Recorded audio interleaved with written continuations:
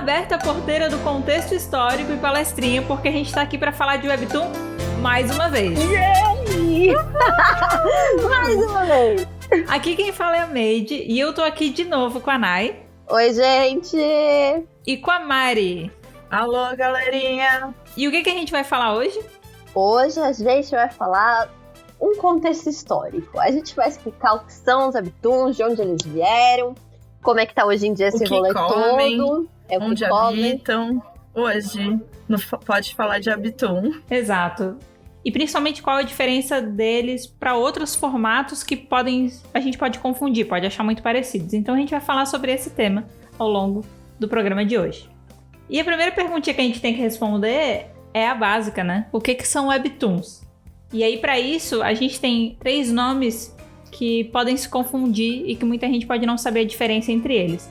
Então a gente vai explicar um pouquinho da diferença entre comics, webcomics e webtoons. E por que eles não são a mesma coisa. Nem webtoons, nem webcômicos. Webcômicos. O pior é que tem alguns que são webcômicos e não tá errado. Olha, eu acho que webcômicos é um nome muito bom. Inclusive, se alguém quiser abrir um podcast, que aí o foco é nos webtoons de comédia, fica aí a dica, webcômicos. Excelente nome. A gente libera. Nayana, o que são comics? É aquela mídia no formato mais clássico que a gente conhece desde os tempos que eu nasci, né? Porque a gente não é tão velha assim. Mas que é preso na página, num formato de página, que respeita os quadrinhos. Acho que a maior referência que a gente pode ter é um HQ de super-herói, um X-Men da vida, assim, que é um comic mais comum, que no Brasil a gente chama de história em quadrinho, né? Se a gente puxa pro Brasil, a nossa maior referência é a Turma da Mônica. É claro! E isso aí é semelhante a gibi. E aí a gente chega no nosso termo maravilhoso de webcomics. Exato. E o WebGB? O que é webcomics, Made? Então, o webcomics está para webgibis, né? Webcomics são esses quadrinhos nesse estilo e layout mais clássico que a gente conhece, então similar aos das revistas, só que disponibilizados na web, como uma forma de facilitar aí o espalhamento da obra, né? O consumo. Então, esses são os webcomics. E os webtoons, por sua vez, não são webcomics, nem um webcomic. Webtoon é a junção das palavras web e cartoon. Eles também são quadrinhos que são disponibilizados na internet, mas eles têm uma diferença, que eles são feitos especialmente pensando na experiência de leitura da internet. Então, já que eles são quadrinhos feitos para a internet, não tem porquê eles serem pensados como se eles fossem impressos, sendo que eles não vão ser impressos. Então, podem ser, mas não vão. Isso, mas aí geralmente eles vão ser remodelados para serem impressos. Eles exigem uma certa revisão dos autores e dos desenhistas, porque como esse formato de webtoon é diferente de rolagem, ele pode te possibilitar narrativas que o formato impresso não possibilita. Sim. E no momento que a gente precisa imprimir, colocar nesse formato impresso, precisa fazer a revisão de certas ações que os personagens tomam, de certos contextos de narrativa que é importante. Então a gente tem o Cômicos. O Cômicos, entendeu? Que é a mídia física. O Webcômicos, que é o e-book do Cômicos. E o Webtoon, ele é somente eletrônico. E fazer ele numa mídia impressa é basicamente como adaptar para como se fosse, se vai fazer um filme, você tem que fazer uma grande adaptação da obra. É como se você fosse jogar para um comics. Assim, passando para trás, é como se você fosse jogar para um comic. Colocar ele na categoria de impresso, comic, mídia física. Isso. Mas para ele ser classificado como um webtoon antes, porque no caso seria uma adaptação do webtoon para a mídia física, né? Mas para ele ser considerado um webtoon antes é porque ele tem essa estrutura feita especialmente para você ler na web. E aí, até comentando, para ilustrar melhor para quem está ouvindo e pode não conhecer, o que significa essa estrutura que faz mais sentido para a leitura web? É a rolagem para baixo. Ou seja, a gente está acostumado muitas vezes nos quadrinhos, nos gibis, né? Dos quadros estarem lado a lado, então eles seguem uma linha, aí depois eles vão para baixo, né? Então a gente tem vários quadradinhos assim dentro de uma página. No caso dos webtoons, esses quadros eles são posicionados um embaixo do outro e conforme você vai rolando para baixo, você vai vendo a sequência. Então você vê um quadro por vez, o que eu considero uma vantagem muito legal para a experiência de leitura e motivo de eu tomar muito susto também, mas é muito legal. Porque diferente dos quadrinhos, você não toma spoiler. Então, quando você vira a página, querendo ou não, perifericamente você vê várias coisas, né? Apesar de que o seu foco principal vai estar no quadro do momento. No caso dos webtoons, você realmente só vê quando ele aparece na tela, que geralmente é um quadro por vez. Sim, a maior diferença que eu senti, eu não sinto tanta diferença quando vira a página e tem o contexto inteiro da página, isso não me incomoda tanto, talvez pelos muitos anos que eu li mangá. Pode ser. Mas o que eu acho, que eu gosto, assim, que me afetou, assim como você, esse de virar a página e ter a página toda, o que me afetou foi eles poderem usar a repetição de quadro e usar isso como um movimento, porque é um movimento que tá fazendo também pra baixo, né? Uhum. É lindo. É quase um cinema adaptado. É tão incrível. O dinamismo é lindo. É lindo. Eu acho muito legal que ele possibilita extrapolar o limite do quadro, né? Porque você poderia pensar que, beleza, o limite, então, mais ou menos de um quadro de um webtoon, ele pode estar ali dentro de uma tela de celular e tal, do que você pode visualizar na tela. Mas o legal dele é que, às vezes, aquele quadro é maior, por exemplo, de uma queda, né? O personagem tá caindo num abismo. E aí, quando você vai rolando, inicialmente você vê só abismo. Daí você rola e lá pra baixo tá o personagem pequenininho, assim, caindo, pronto pra Spotify e tal. Você consegue ter um limite maior do que é aquele quadro, né? Sim. E às vezes você nem consegue ver esse limite. É só uma tira gigante. É maravilhoso.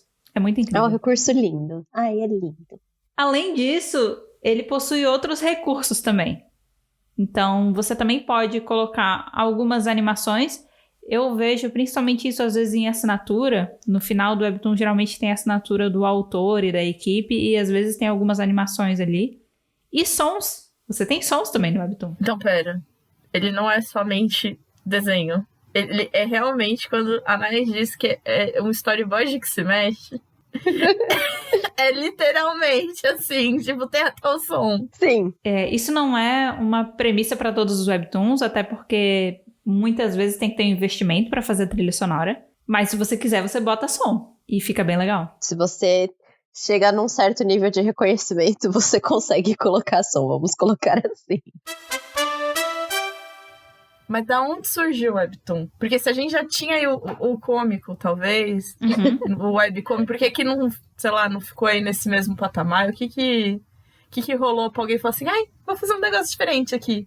É legal você puxar essa questão do cômico e do webcômico, porque os webtoons, nesse formato que a gente falou e tal, com todas essas questões, ele surgiu na Coreia do Sul, da necessidade de se adaptar, porque inicialmente os cômicos, eles eram muito famosos na Coreia. O que acabou mudando essa situação foi ali... E aí, Mari, você que é nossa especialista em Hallyu Wave, né? Por favor, sinta-se à vontade aqui para me corrigir se eu estiver errada e para acrescentar qualquer coisa. Mas ali no final da década de 80 e início da década de 90, os quadrinhos foram censurados na Coreia por parte do governo, porque eles eram considerados uma má influência para os jovens do país. Por causa disso, muitas produtoras tiveram que fechar e muitos autores pararam de criar novas histórias e publicar elas. Realmente, aí, depois da década de 60 na Coreia, que teve o golpe, foi golpe, gente. Foi golpe. Então, realmente, o governo passou assim, ter esse controle. Assim, nesse período histórico, a história da Coreia, a história do Brasil, ela é tão parecida que eu já cheguei a pensar que o Brasil e a Coreia são o mesmo país, mas a gente são de realidades diferentes. Eles não foram colônia. Por algum motivo, elas estão se chocando. Elas não deveriam estar presentes na realidade um do outro, porque eles são o mesmo país. Olha só, teoria. Porque a história é muito parecida. Teve golpe ali na década de 60, o governo realmente censurou um monte de coisa.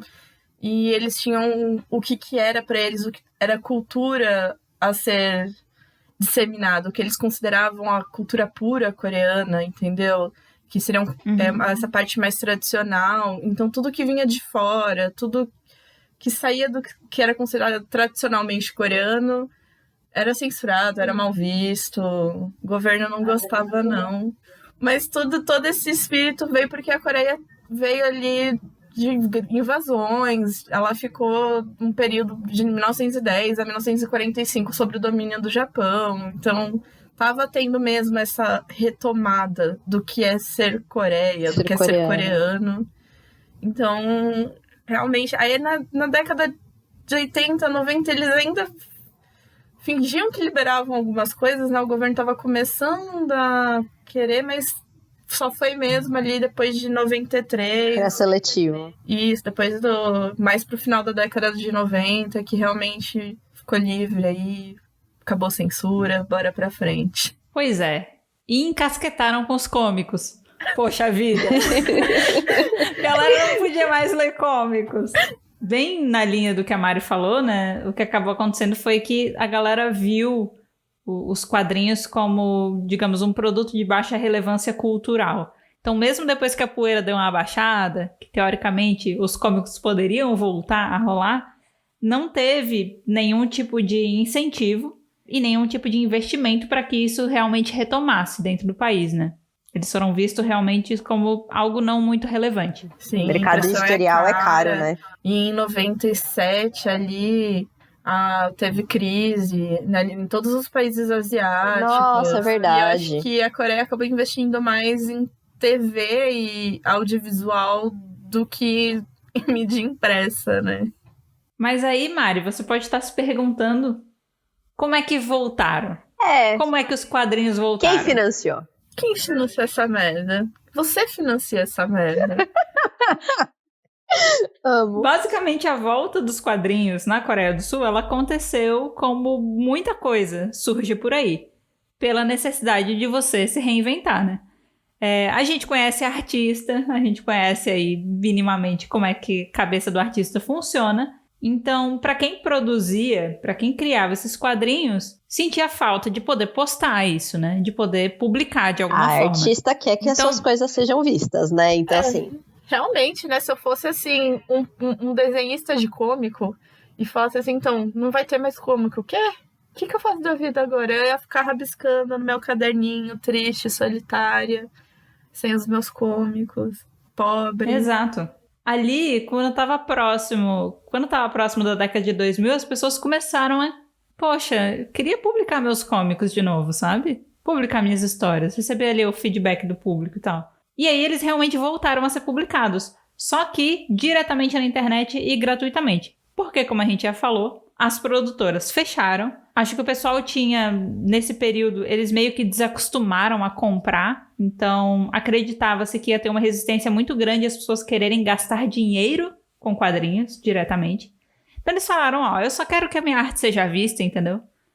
Eu só quero mostrar aí o meu trabalho, entendeu? Só isso. Eu só quero vender minha arte na praia. Só quero vender minha arte na praia.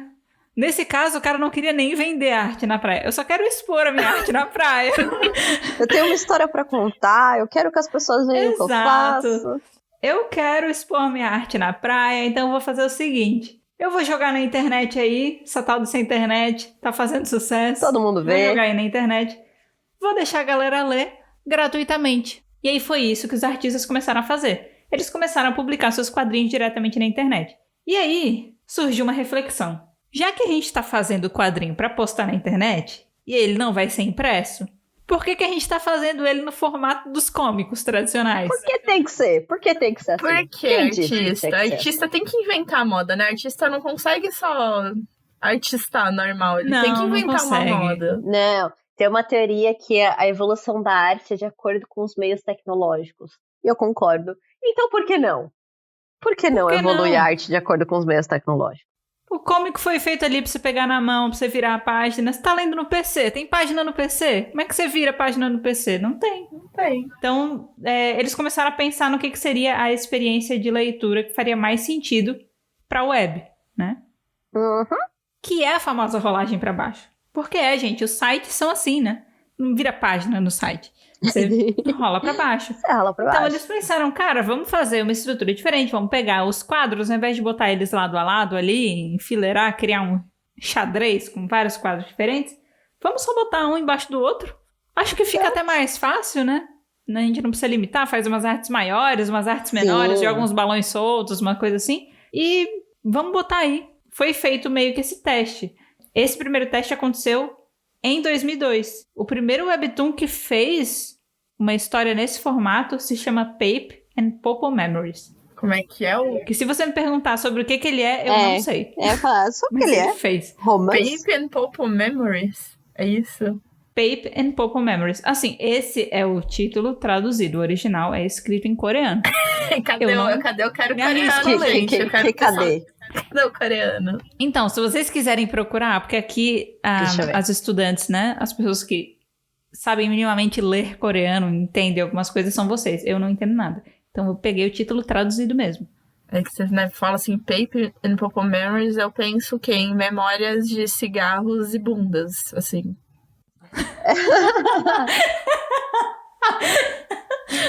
Pape and Popo.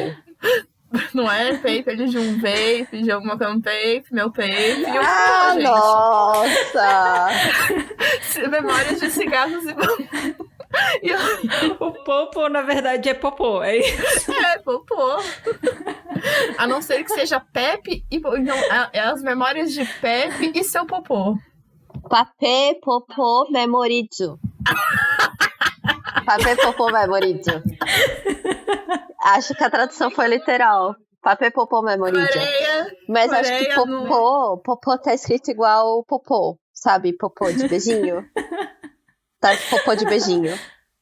Ai, esse papo tá maravilhoso. Gente, se alguém aí que tiver ouvido a gente, conhecer, tiver lido, tiver conhecimento, quem é Pepe, quem é o popô, fala aí pra nós, escreve pra nós.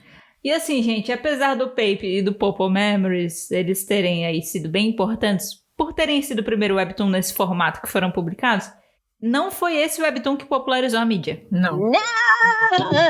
Lançou e sofreu sozinho, que não fez sucesso, é isso? Falou assim, funciona. Mas alguém virou e falou, eu faço melhor. Ele deve ter chamado a atenção ali dos artistas, né? Uhum. Deve ter virado fofoquinha ali.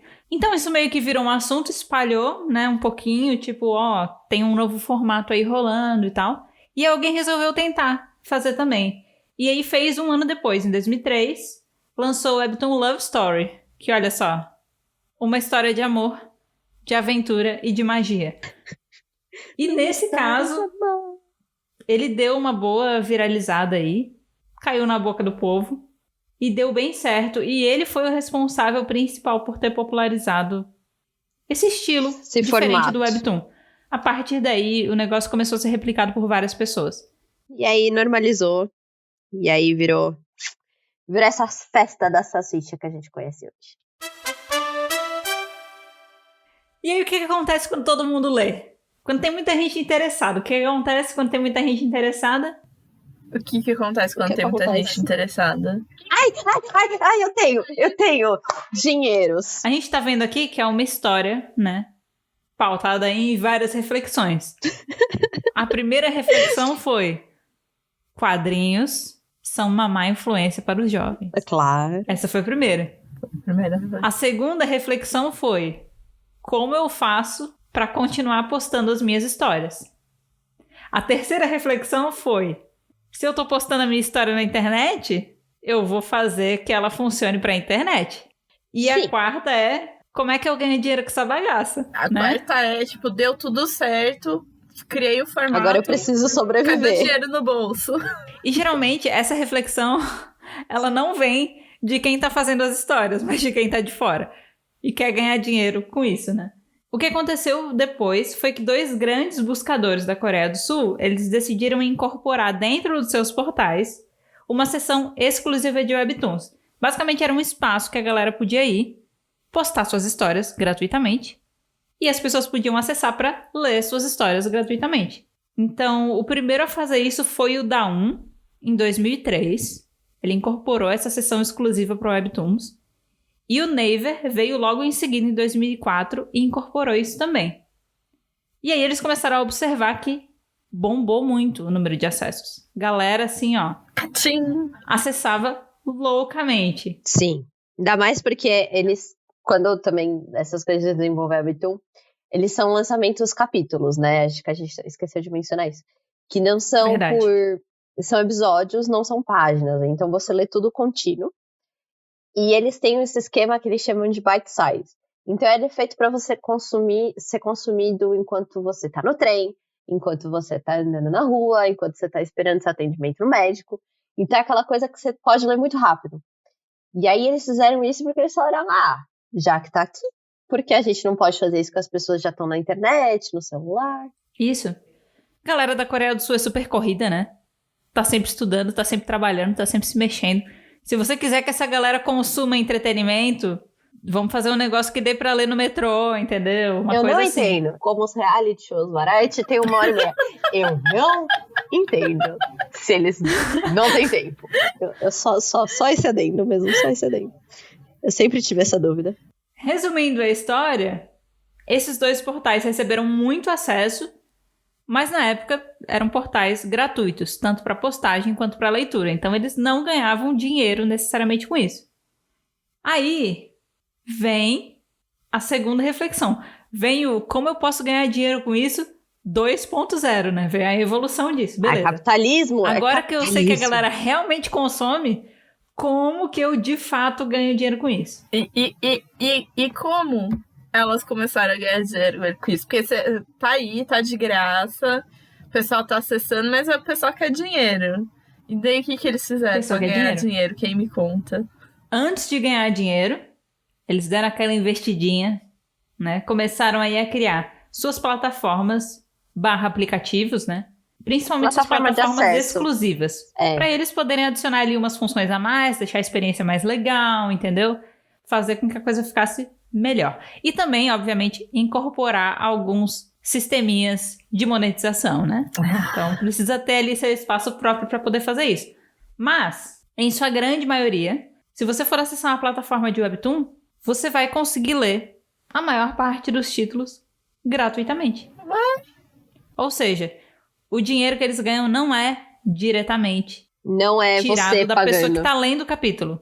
Os capítulos não estão atrás de um paywall. Você não assina, você não faz uma assinatura.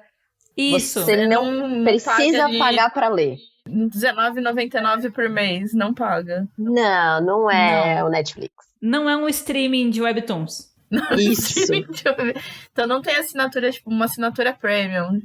Não tem nem jornal. Não tem. Assine o jornal aqui pra você ler o restante dessa matéria. Não. O dinheiro vem da onde? Em termos de dinheiro que eles podem gerar ali dentro da própria plataforma, além dos anúncios, que é o mais conhecido, os fãs, a galera que lê, pode sim fazer microtransações ali dentro. Sim. Então rola da galera pagar. Mas aí é pra você ter um benefício extra, geralmente. Não é o caso de todas as plataformas, né? Não é tapas.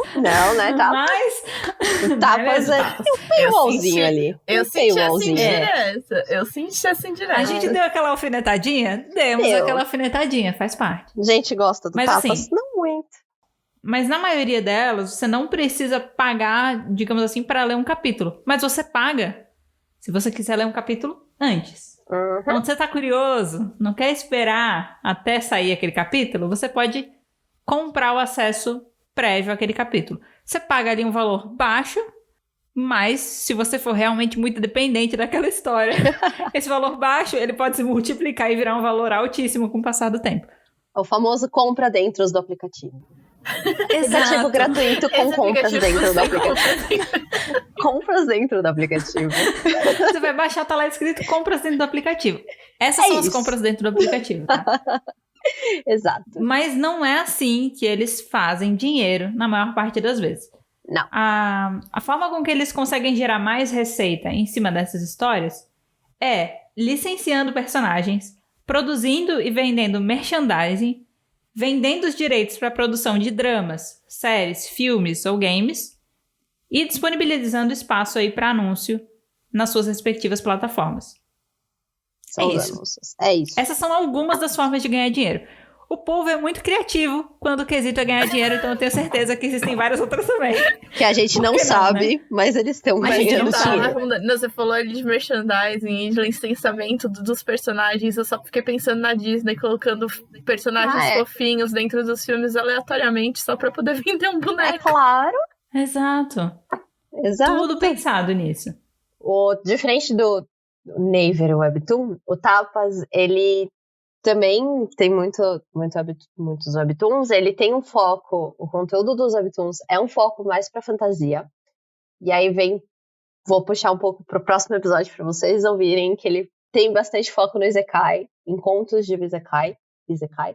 Mas o sistema de Isekai, você vai, daqui a pouco, a gente vai chegar lá. A gente chega lá, pessoal. Gêneros, subgêneros.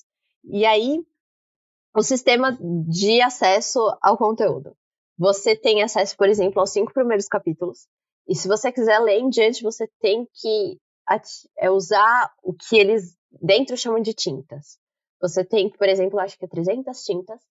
E você consegue acessar próximos capítulos. E eles nunca vão ficar disponíveis. Você sempre tem essas tintas. Para você conseguir essas tintas, ou você assiste anúncios dentro, ou você responde pesquisas. Também existe um método clássico de você comprar, gastar dinheiro com isso, ou você assiste anúncios, responder pesquisas, compartilhar coisas, compartilhar coisas, esse rolezinho aí, que, ao meu ver, consome muito tempo. O que eu não gosto, não é algo que me favorece, que me incentiva a ler. Mas o Tapas tem algo muito bom, porque ele é mais fácil, se você é um artista independente, você publicar nele. O Webtoon é um pouco mais difícil de você ter retorno de estatística e tudo mais. O Tapas é melhor. Então, se você quer publicar sua história independente, muitos artistas independentes brasileiros colocam no Tapas, não no Webtoon. No Tapas, porque é mais fácil de publicar. O problema dele é que é difícil de achar. Você só consegue achar as coisas que você tem que pagar. As coisas que você não tem que pagar pra ler, boa sorte. Só procurando o nome. E aí, esse é o Tapas pra você. Esse é o capitalismo pra vocês. Esse é o capitalismo. É legal, mas nem tanto. Mas no caso do pagar por capítulo, quando é uma história mais independente, fica de graça, né? Tudo de graça. A questão é que você não tem divulgação da sua história, dessa publicação independente. O Webtoon Naver, eles têm um espaço reservado para essas publicações independentes, que você consegue achar. Só que o Tapas, quando você abre, ele é muito bagunçado, ao meu ver, pra minha visão. Tem que dar uma arrumada no quarto aí, O UX deles é meio bagunçado, e aí você só consegue achar o que você tem que pagar pra ver. Se você quer achar uma publicação independente, você tem que ir atrás do nome em específico.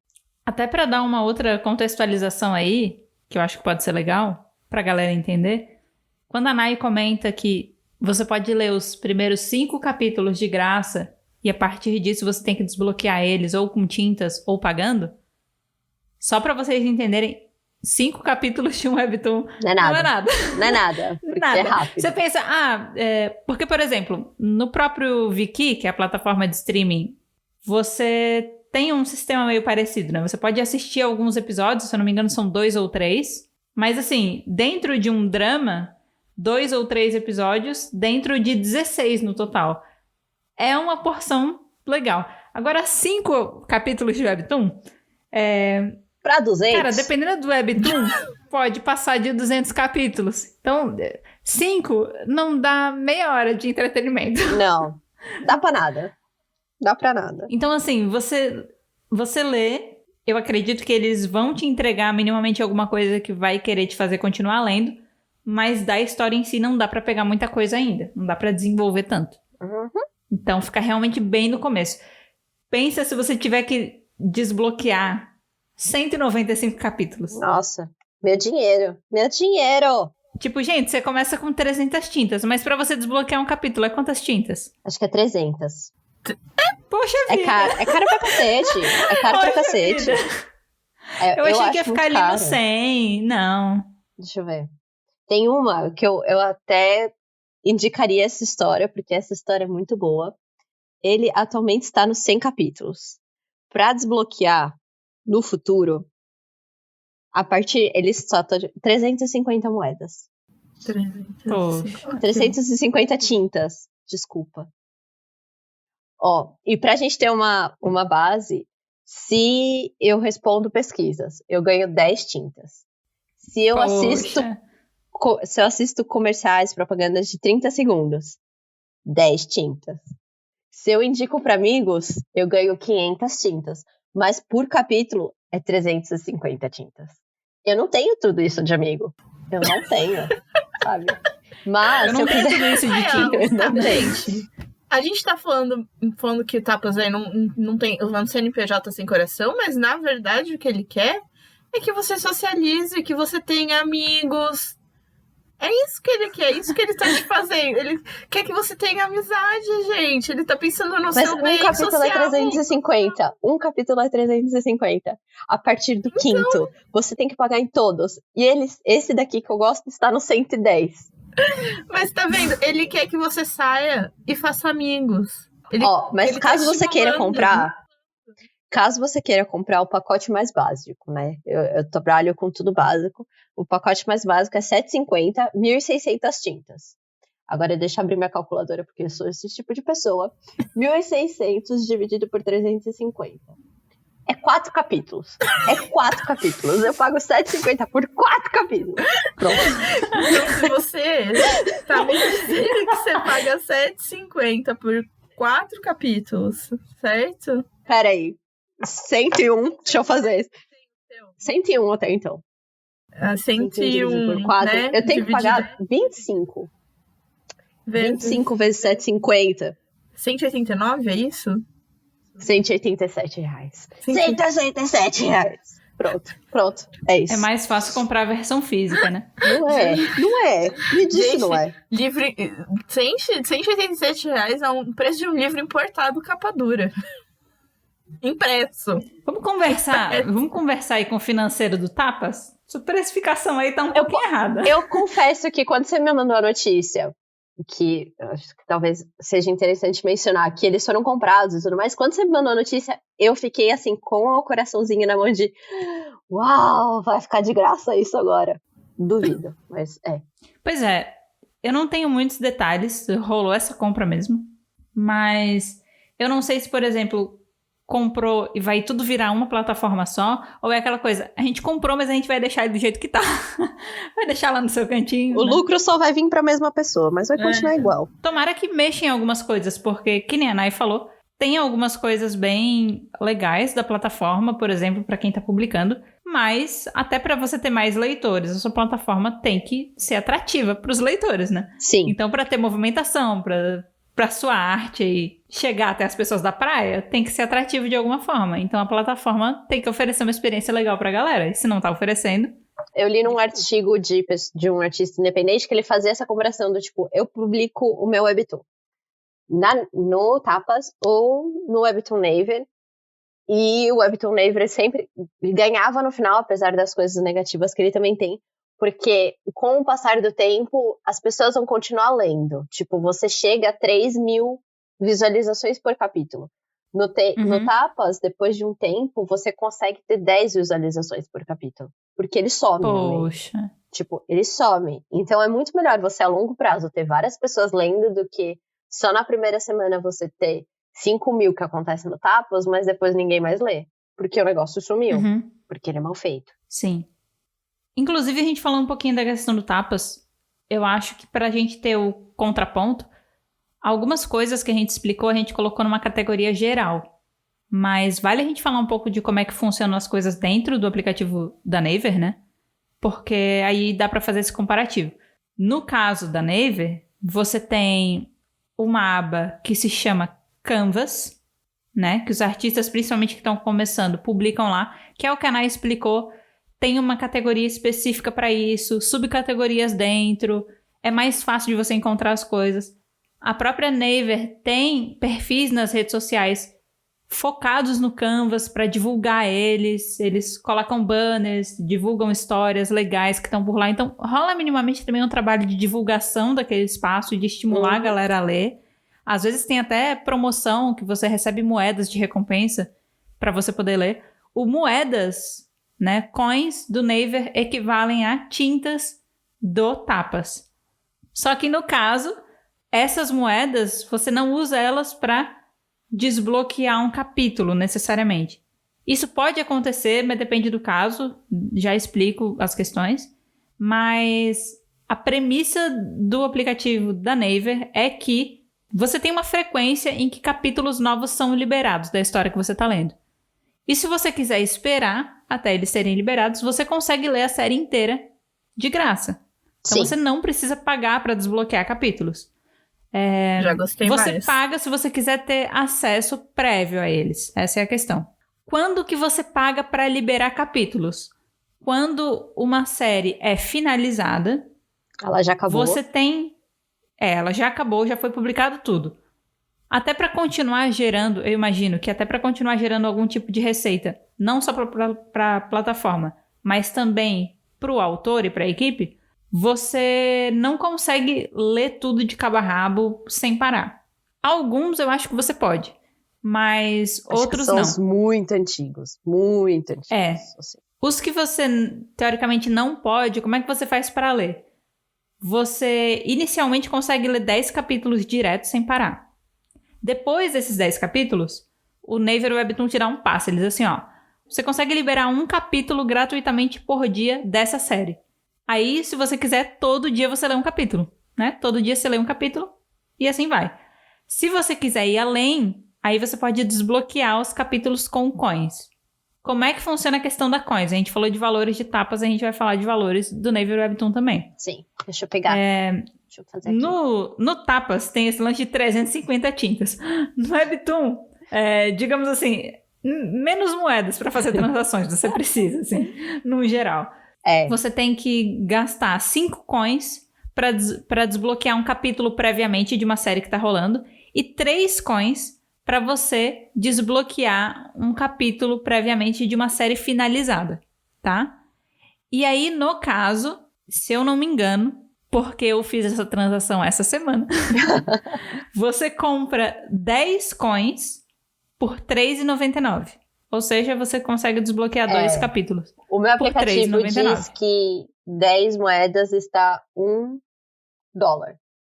Tá. O dólar hoje... Ah, gente, assim, se tá $1, tá 5,25. claramente... Não, tá claramente 5,25. R$1 milhão. Quase a mesma coisa. Fato. Mas Fato. Aparentemente o aplicativo tem clemência, né? Porque o que acontece? O valor é R$3,99.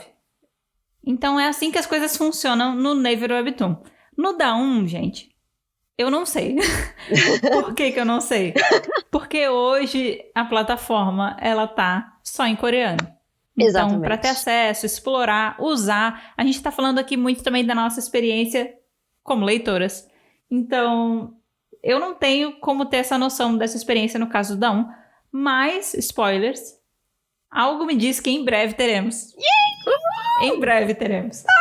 A gente vai deixar esse assunto mais pra frente para render mais pauta no futuro, mas tem algumas movimentações interessantes que estão acontecendo aí em relação a isso. Sim. E por que o Da1, a gente comenta do Da1 mesmo, a gente não tendo acesso? Porque a maioria das adaptações de Webtoon que a gente vê hoje em dia pra K-dramas vem do Da1. A maioria, assim, quase todos. Exato. De K-dramas que a gente viu, se você quiser ler, você acha ele no Da1. E não é no Naver Webtoon. Existem alguns no Naver Webtoon, principalmente atualmente. Existem. Mas a maioria veio do Da1. Até falando um pouco mais da questão de contexto, tem uma coisa que é importante, que aí eu acho que já emenda no próximo tópico, que é a popularização dos Webtoons fora da Coreia do Sul. A gente falou que eles fizeram bastante sucesso por lá, e a gente explicou um pouco dos motivos, né?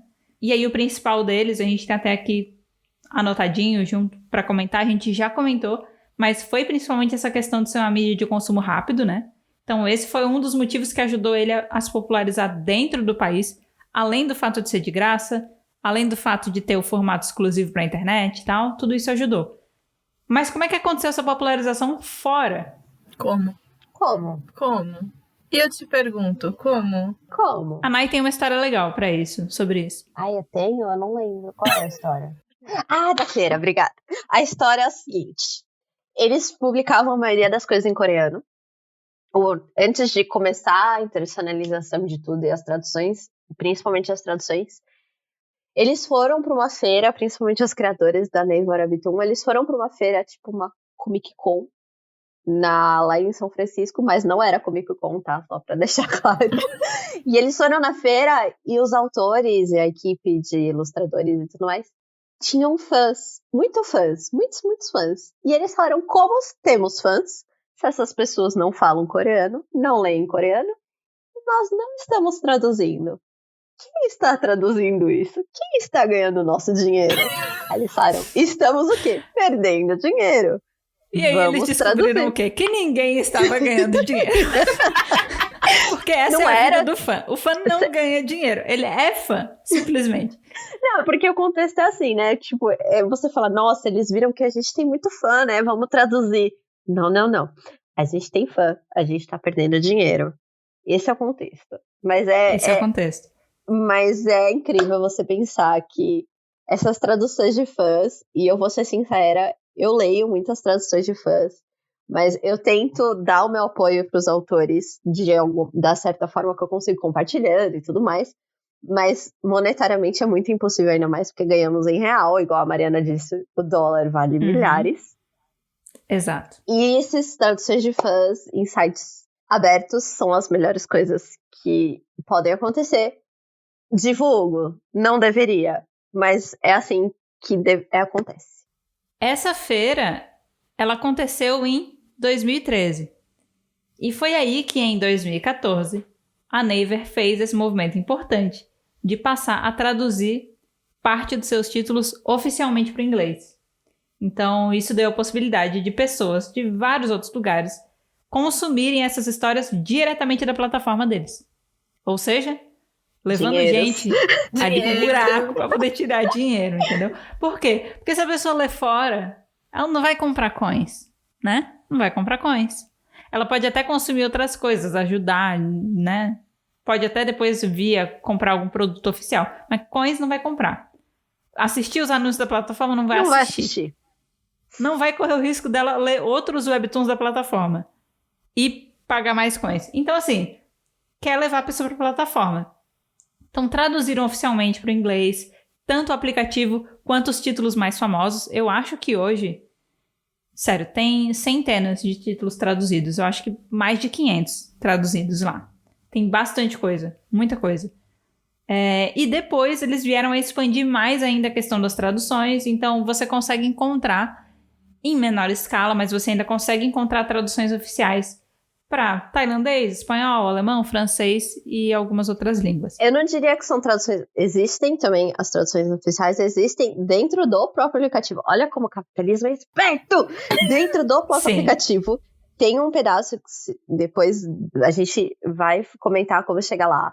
Mas tem um pedaço que se chama Fan Translations, que são fãs que traduzem para outros idiomas e tem muitas traduções em brasileiro, em português brasileiro, que é incrível e é tradução de fã, mas quem continua ganhando dinheiro quando você tá vendo as propagandas? O aplicativo. Isso, são traduções mais improvisadas, caseiras e tal. Às vezes fica um pouquinho fora do balão, a fonte fica meio estranha, mas são traduções. Dá pra ler. Eles deixam os fãs, eles falam assim, fãs, vocês costumam traduzir, né? Beleza, vocês podem fazer isso dentro da nossa plataforma, podem continuar traduzindo aqui dentro e a gente vai ganhar dinheiro com o seu... sem te dar dinheiro, mas a gente vai ganhar dinheiro em cima da sua tradução porque você vai trazer um público. Sim. Ai, gente, CNPJs, né? CNPJs são maravilhosos. Então, até pra explicar, não tem tantas traduções lá. Não, muita, E algumas que tem sempre ficam mais pra trás. Então, acho que eles estão pensando em como fazer esse plano funcionar melhor. Eu acho. Eu também acho. Ou não são todas que estão completas, elas não acompanham tão rápido os lançamentos. É claro, então... gente, não estão recebendo pra isso, estão fazendo trabalho de graça, ainda quer que seja... Não tô reclamando, não tô reclamando. É o CNPJ que eu tô reclamando aqui, entendeu? É do CNPJ, pô. É do CNPJ. Porque eu aposto que ele achou que ia ter de graça o pessoal fazendo bagulho Ali, ó, saiu 3 capítulos. Nossa, já traduzi aqui os 3, tá tudo pronto. Na verdade, eu nem sei como funciona. O processo de você publicar essas traduções. Se alguém verifica, não tenho nem ideia. Queria saber. Se você mas tá não ouvindo sei. a gente, é esse momento que a gente apela. Entendeu? Você é esse tradutor, você é esse tradutor que não tá ganhando nada por isso.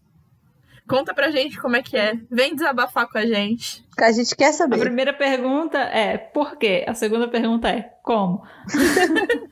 Uai.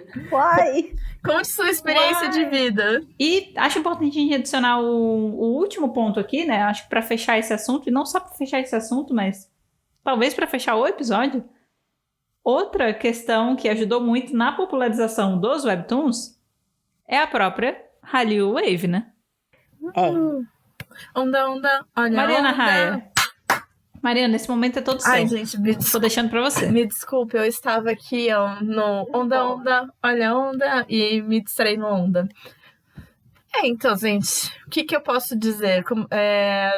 A onda começou ali na décadazinha de 90,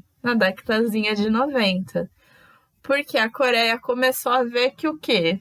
Dá pra ganhar dinheiro com cultura, dá pra fazer dinheiro. Principalmente... Arte vende, gente. Principalmente quando teve aquela que eu mencionei, que era a crise, que foi ali em 97, 98. Isso daí ajudou pra caramba a Coreia. Por quê? Os países tudo em crise. Quem dominava esse mercado cultural era o Japão. Então a gente tinha bastante anime sendo exportado, bastante mangá. Até mesmo no Brasil a gente pode ver isso bem claramente nessa década de 90, assim. Como esses produtos japoneses, né, estavam bem presentes. Aí quando teve a crise, todo mundo ficou em crise, o pessoal não tinha mais dinheiro para ficar comprando as coisas do Japão, porque as coisas do Japão que era cara, todo mundo queria, é caro, né? Valoriza, gente, mercado. E a Coreia começou a entrar como? Eu faço aqui um produto parecido, entendeu? Eu tenho um draminha aqui também, eu tenho um negocinho aqui também, e eu vendo mais barato. E daí ela começou a se enfiar. Porque teve, então, um movimento dentro da Coreia para fortalecer a indústria cultural, fortalecer a produção de filmes e seriados, né? Os K-dramas e tudo mais. E música também, né? Música. Teve toda essa questão. E do outro lado a gente teve a Coreia aproveitando essa brecha de dizendo, eu vendo mais barato. Tá aqui. E começou a exportar para um lado e para o outro. Era tipo... É uma dúvida técnica. Rolava investimento monetário do governo, tipo programas de investimento? Ou os incentivo pesado, assim? Então, teve bastante incentivo do governo também, sabe? Deixa eu até pegar aqui, ó. Já vou aqui, gente. Nos anos 90 aqui, foi quando teve a Broadcasting Law, entendeu? Que obrigava que... Foi uma coisa que o Brasil também tentou fazer um pouquinho na situação de canais a cabo. Que eles colocaram que 80% da programação tinha que ser de conteúdo doméstico.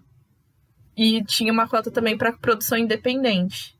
Então eles começaram a diminuir o tanto de conteúdo estrangeiro que, por exemplo, passava na TV. Você obrigando a TV a ter 80% da sua programação de conteúdo doméstico, né, nacional, né, doméstico que é nacional, faz que a indústria tem que se movimentar, ela precisa começar a produzir, ela precisa entregar esse 80% de algum lugar. Então isso começa a fazer o negócio andar. Mas também teve várias outras coisas, tipo, teve novo plano cultural, plano de promoção de videodifusão, que incentivava os novos talentos na área de entretenimento, sabe, meio que incentivando a indústria a não só produzir, mas como capacitar a mão de obra. Entendeu? O governo fez interessante. Vários movimentos muito grandes, entendeu? Eles fizeram coisas gigantescas ali na década de 90, principalmente ali 95 a 99, para essa indústria rodar bacana, rodar suave. Essa era a minha dúvida técnica. Exatamente, ela fez tudo isso, então, porque o governo viu nessa indústria cultural um modo de sair da lama, de sair da crise, de Convenhamos, levantar a né? economia do país. Tá dominando o mundo hoje em dia, né? Então, não é por acaso. Então, quando a gente vê a onda agora, fala assim, nossa, né, K-pop, que tá sendo o grande carro-chefe agora, né, dessa onda. E a gente fala, nossa, aconteceu sem querer nada. Foi lá, década de 90, governo investindo. Planejadinho. Planeja, gente. Não dá um ponto sem nó, gente. Não dá. Eles não deram um ponto sem nó nessa valorização aí deles mesmos, da indústria deles. Apostaram forte e agora eles estão colhendo os frutos. Então, tanto que a gente vê o Webtoon, ele tá sendo inserido, eu percebo que eles estão começando a inserir mais essas coisas mais desconhecidas, né? Porque, como eu disse, o K-pop é o carro-chefe hoje em dia. Aí a gente tem os K-dramas, a gente tem os K-movies que estão ali também, tipo, a frente ampla da New Wave. Sim. E com isso aqui, o que eles estão fazendo? Ah, você gosta de K-drama, né? Mas a gente tem animação também, a gente tem esse Webtoon aqui, ó. Já ouviu falar Webtoon? Bota num K-drama. Olha que os produtos de beleza. É um produto de beleza que ela usa. Ó, lifestyle. Porque uma coisa que o audiovisual faz bem é propagar exatamente essas coisas. Porque a gente fala, nossa, ela usa esse batom, ela usa essa roupa, esse perfume, tá lendo isso daqui, tá acompanhando isso daqui. E você fala, nossa, que legal, também quero comer, quero... E você começa a procurar outras coisas da cultura daquele país. E você começa a criar uma demanda no seu país, no seu próprio país. Então, imagine que você está aqui no Brasil, externo. vendo ela comendo e produzindo, aí você começa a pesquisar e criar essa demanda. E o nosso país começa a importar mais coisas da Coreia, entendeu? De ter mais esses, então vamos importar, porque tá vendo, o pessoal tá procurando, tem mercado, tem isso. E essa rodinha vai girando, minha gente. É incrível. E essas frentes estão muito conectadas, né? Porque, por exemplo, você assiste um K-drama. E aí você descobre, olha só, esse K-drama foi baseado num webtoon. Nunca li um webtoon. Mas eu gosto desse K-drama. Eu vou ver o que é o webtoon, eu vou ler, né? E aí você vai atrás. Tem casos de grupos de K-pop que têm webtoons sobre seus grupos, com os personagens do grupo sendo personagens do webtoon. Então, outra forma aí de conectar, né? Sim, e tem... Como... Mari já traduziu o webtoon do GOT7. Gente, eu já fui essa fã que traduz de graça. Só que eu não traduzia pra plataforma, tá? Pra plataforma eu não traduzia. Eu traduzia aí pros fãs e o Paulo. É isso aí. Mas tem... E os idols, eles indicam... eu posso até dar um exemplo aí de Naveleira, que eu adorei, que eu assisti o drama e amei. E quando eu fui comentar com meu namorado, eu assisti, adorei, ele falou, nossa, não vou lembrar qual é o nome do membro do BTS exatamente, ou se era do BTS ou se era do TXT, mas algum lugar por aí, falou, nossa, ele indicou, ele tinha falado desse Webtoon, ele me contou, é um Webtoon, e tal pessoa falou que era um Webtoon, que ele tinha gostado e não sei o quê. Então...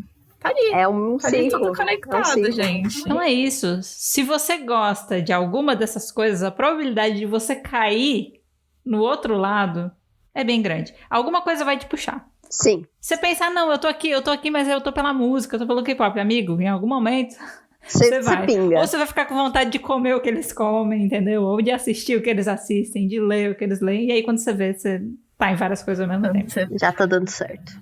Você já era, você já foi tomado a onda já passou por cima de você. Mas é isso, gente. O episódio de hoje vai ficando por aqui. Mas lembrando, o assunto ele não precisa acabar ainda. Eu vou colocar os nossos perfis nas redes sociais na descrição, caso você queira conhecer um pouco mais a gente, acompanhar a gente nas redes sociais. Mas, é claro, vale lembrar que você pode continuar interagindo pelo @falar de Webtoon, tanto no Twitter quanto no Instagram. Sim. A gente deixou passar algum marco importante? Você tem conhecimento de algo interessante sobre a origem e popularização dos webtoons que vale um adendo aqui nesse programa? Então compartilha com a gente. Vamos continuar trocando ideia. A gente quer aprender junto com vocês também. Não vamos deixar o assunto E é morrer. isso. Não deixa o assunto morrer. E a gente se vê no próximo episódio do Pode Falar de Webtoon. Sim! Até lá! Até mais! Até, gente!